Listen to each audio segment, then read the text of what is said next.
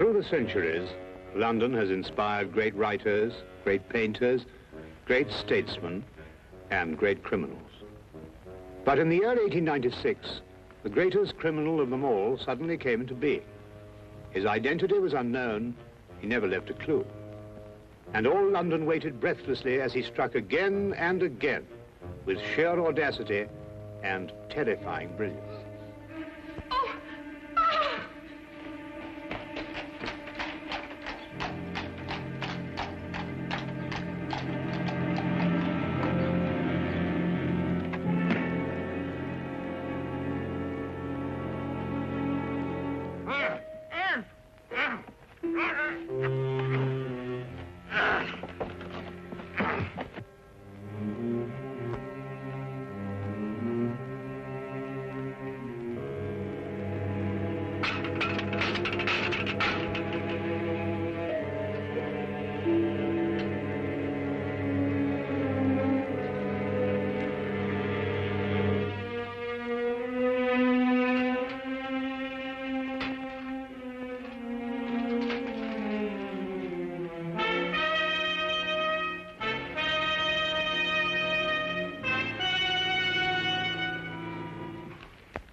That's fantastic.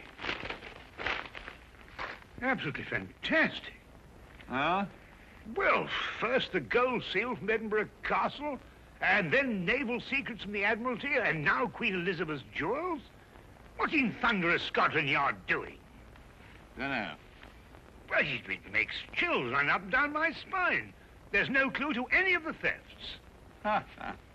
You must have some ideas on this case. Huh? What are you doing, anyway? Research. Research? Holmes, do you realize this gang has been helping themselves to state secrets and national treasures? Have they really? Oh.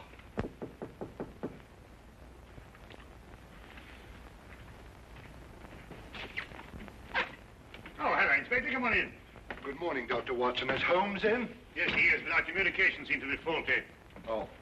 There you are, Holmes. Oh, good morning, Lestrade. You're up early. Well, you'd be up early, too, if every government official in London were breathing down the back of your neck. Yes, I must say that would make sleep rather difficult, wouldn't it? Holmes, I'll come straight to the point. I need your help. Indeed? It's these extraordinary thefts. Government stuff, you know.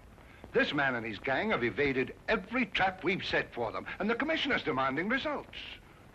I gather that your position is somewhat precarious and you wish to secure it, eh? Well, all right, Holmes. You can put it that way if you wish. Well, Lestrade, you know, there's only one thing for you to do. To regain the confidence of your superiors, you must go out and capture this criminal yourself. Well, goodbye, Mr. Holmes. Fine, Lestrade. Good luck. Lestrade, if I can be of any assistance, please don't hesitate to ask me. Thank you very much, Dr. Watson. Good day. Good day.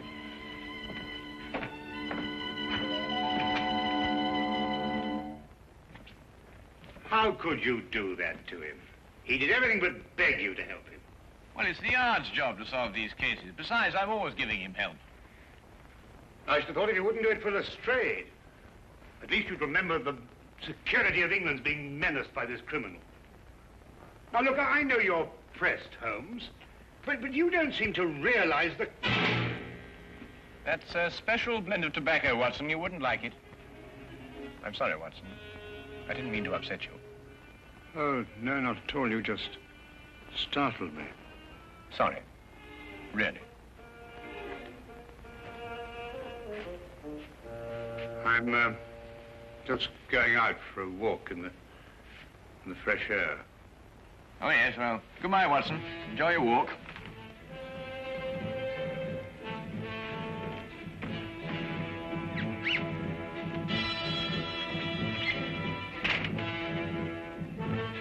Certainly Holmes's erratic behavior was enough to set my nerves on edge.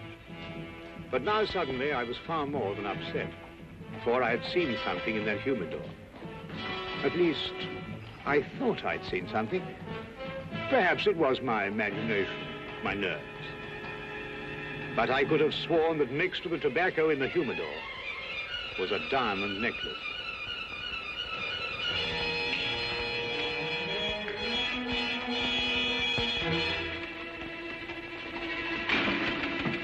Oh, are you just going out? Yeah, you just going in? No, I'm just strolling about. Oh, that's nice. Well, I have an appointment. Oh, I say, would you like me to stroll along with you? Well, as a matter of fact, it's a private matter. I think I'd better go on my own. Oh, right. Well, will I see you for lunch? But, most likely, yes.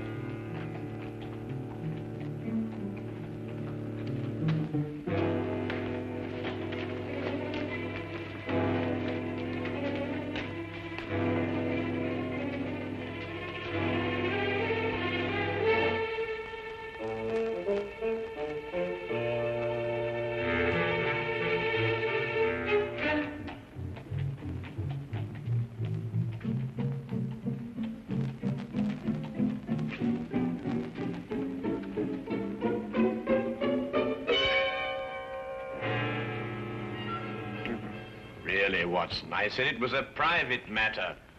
No, Look, I don't want you to think that I... Holmes, you must... No. Well, shall I be seeing you at lunch?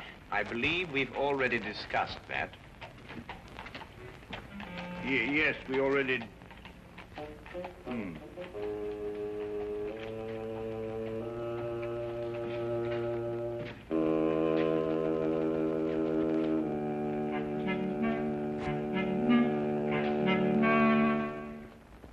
When Holmes returned, he was kind enough to let the morning affair be forgotten, or apparently forgotten. Thank you, Watson. And I hope you won't mind if I take my cup over to the desk. I have a few things to look over. No, of course, my dear chap, do, please. His only reference to it was his remark about another private appointment that afternoon. I felt he gave a bit of undue emphasis on the word private.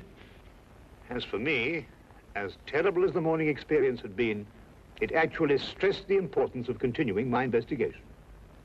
One other thing was also made quite clear.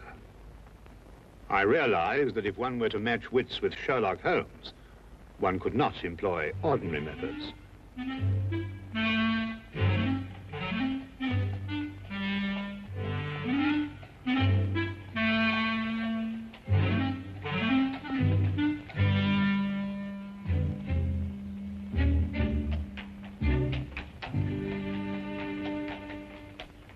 Charing Cross Station, please. I'm sorry, sir, this cab's engaged. That's all right. I'll double your fee. I'm sorry, sir, this cab is not available. But Belinda and I, we're eloping. We don't have time to, I'm very sorry, young man. I'll triple your fee. For the third and last time, young man, will you kindly go and elope with somebody else? Nobody understands us. Not your father or my mother, nor this cabbie. Come, Melinda. We will fight the world together. But we will prove our love. Cabby?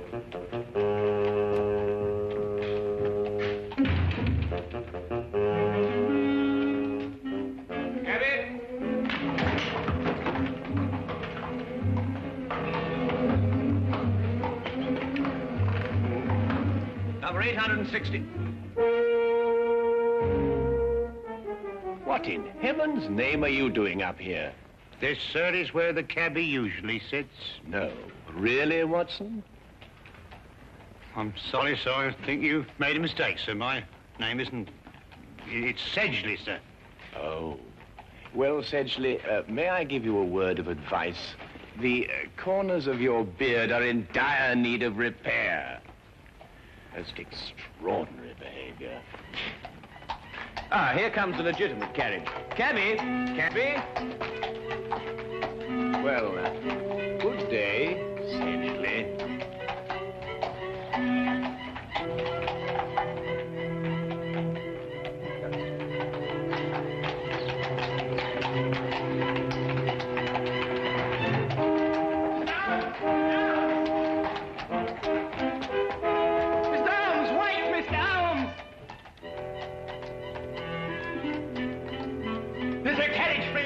Yes, sir, yes. Good. 816 Bleak Street. And get a move on, I gotta catch that gent what just took off. Get in, sir. 816 Bleak Street. Right you are, sir. Right.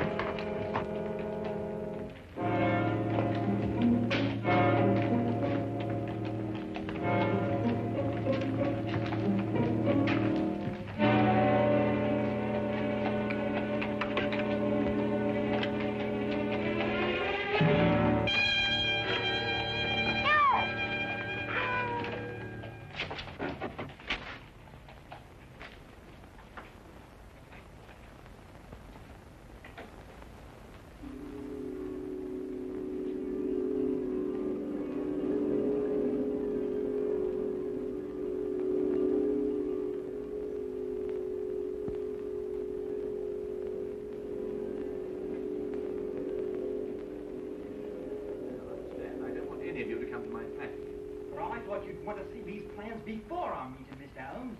Minor difficulties, nothing serious. Now, Miss Ames. Yes, Mr. Holmes? I want you to take 15 paces to the right and 10 to the left. You must all remember that the first requisite of being a good thief is capable planning. As the newspapers have said, we are the most successful thieves England has ever known.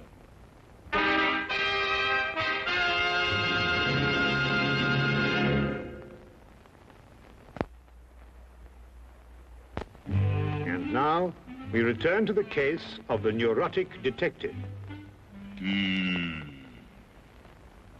Repressed hostilities against society. I don't think Holmes will allow any probing. Not willingly, anyway. If only you could meet him ostensibly on a non-professional basis. If I could say you were a friend of mine. Excellent suggestion. Now, why don't you come to dinner? I could say we were friends from my student days. What are you having for dinner? Oh, well, never mind. Yes, I should be delighted. Right then, fine.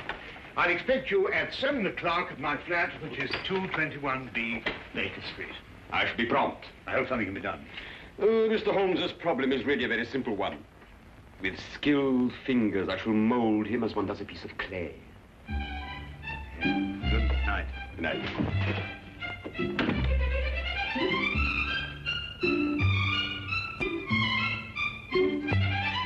Ah, yes, the inner workings of the mind, Professor. Fascinating. It is amazing how many seemingly normal people are mentally disturbed. Now, take yourself, Mr. Holmes, as a purely hypothetical example. I imagine you might dream that the whole of London fails you. On the contrary, I sleep most soundly. Ah, but then there are all the little nervous habits, the idiosyncrasies. For instance, do you drum your fingers on the table? Do you ever pull the lobe of your left ear? Now, you know, it's interesting that you'd mention those things, Professor, because I've observed that you have 3 half-smoked cigars in your coat pocket, that your shoes have lifts in them to give you greater height, and that your fingernails are bitten down to the quick.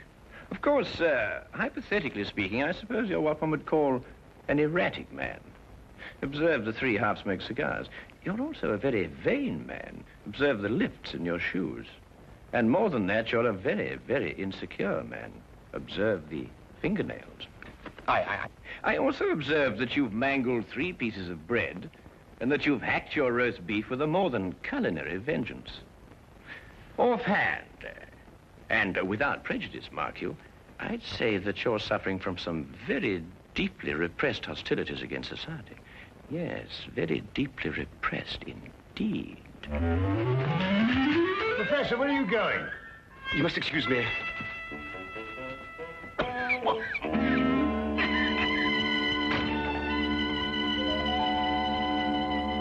Extraordinary friends you have, Watson.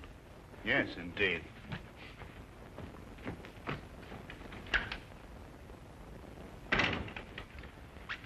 Say, he's completely disappeared. Oh, it's just as well anyway. I'm going to go out myself in a few minutes. Oh, really? A private matter? Oh, didn't I tell you, Watson? I've been invited to a reception in honor of the new Turkish ambassador. At the embassy? No, no. As a matter of fact, my dear fellow, it's at the house of our Minister for Foreign Affairs. Oh.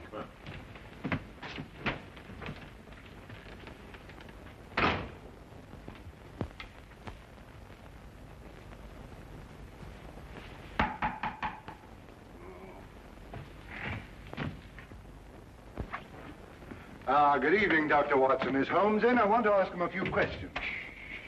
I'm so glad you came, Lestrade. You're the one man I wanted to see. Now, sit down, will you? Sit down. What's the matter? Now, Lestrade, I want you to promise me that what I'm going to tell you, you won't reveal till your dying day. The mood the commissioner's in, that may not be very long. I know who London's master thief is. Who? Holmes. Holmes? Holmes. Holmes! Shh. You're joking. I wish I were. Oh, but Holmes. I don't believe it.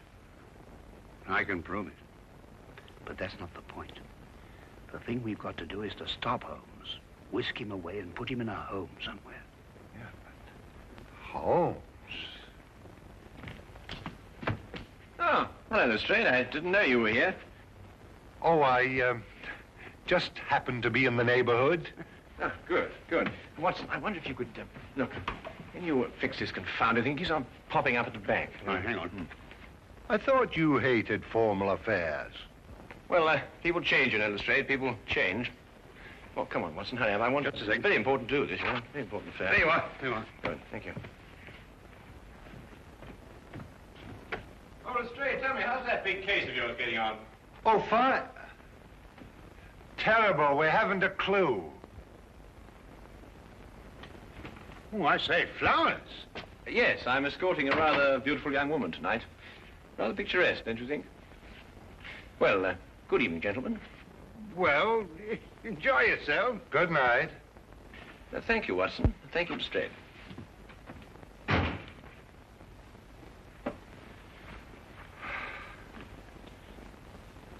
We knew what he was going to do. Let's look at this as Holmes would have... Well, I mean, when he was normal. You know, those formal clothes are very odd. Well, he was invited to a reception at the house of the Minister of Foreign Affairs. Big diplomatic thing. Yes, but ordinarily stay miles away from a thing like that.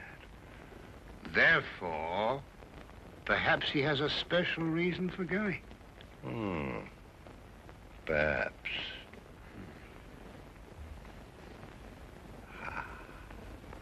Yeah?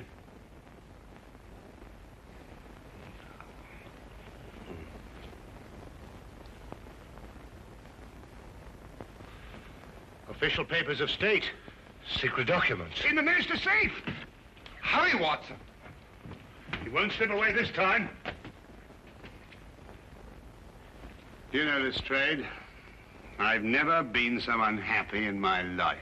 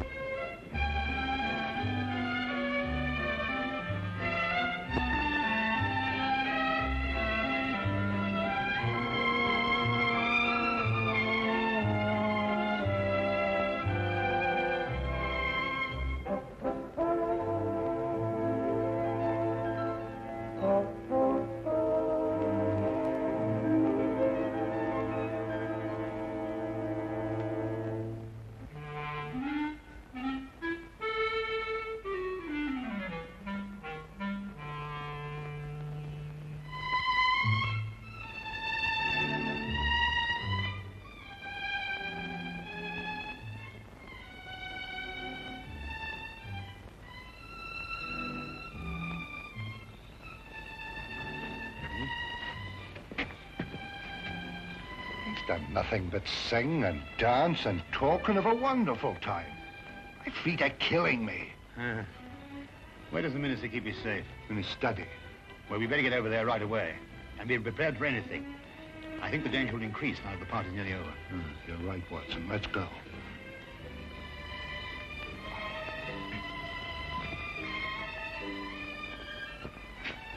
Ah, Wilkins. I didn't see Mr. Holmes anywhere, sir. And his young lady left in a carriage, all by herself, sir. Yeah, no time to lose. Dr. Watson. Yeah? I want you to hide behind this curtain here. And, Wilkins, what's in here? It's a cupboard. I want you to stay in here and come out when you need it. Right, sir. I'm going to stay in the hall. We'll get Holmes no matter what he does. Right. Right.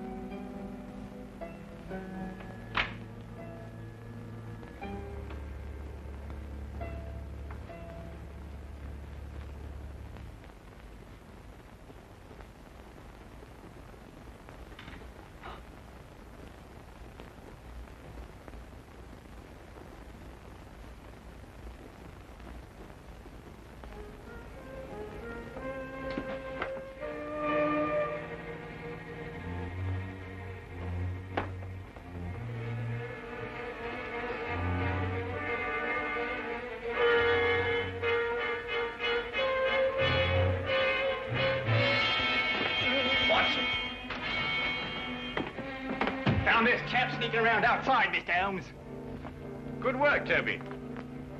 Now, look, Holmes, you don't know what you're doing. You're not well. You'll never get away with this, Holmes. I already have. Oh, Toby, would you be good enough to ask the commissioner to come in here, please? The commissioner? Of Scotland Yard? Well, naturally. Now, look, Holmes, I'll take you away to France or Switzerland and Spain. I mean, you'll have a nice long rest.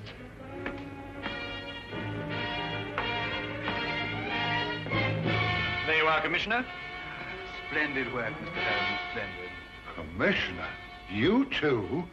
What are you talking about, Lestrade? And put your hands down. You're not in any danger. Yes. Mr. Holmes, all Bristol knows you a tremendous debt of gratitude for this magnificent service. Service? Dangers? What on earth are you talking about? There had been a great deal of unrest in recent months regarding the adequacy of the measures employed to guard many of our national treasures and government secrets. It was discussed in the various ministries and at the Yard. It was finally decided that we would put ourselves to a test. Mr. Holmes was hired as a most worthy adversary to our security. The results were most enlightening. A far tighter security system has already been planned. Working for Scotland Yard?